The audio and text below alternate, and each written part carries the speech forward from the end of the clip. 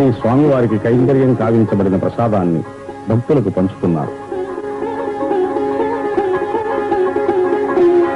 ఈ ప్రసాదాలకై వేల కొలది భక్తులు వేచి ఉండి స్వీకరిస్తారు.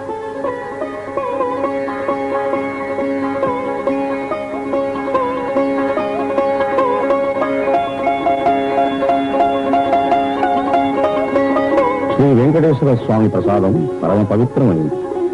వివిధ ప్రసాదములను నిర్ణీతమైన పైకం చెల్లించి నైవేద్యం చేయించుకోవచ్చు.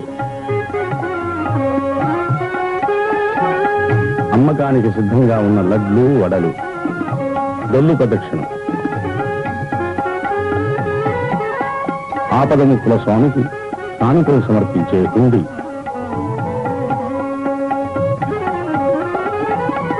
భక్తులు సమర్పించిన అపారమైన కానుకలను కట్టుదిట్టం చేస్తున్న దేవస్థానం ప్రతినిధులు.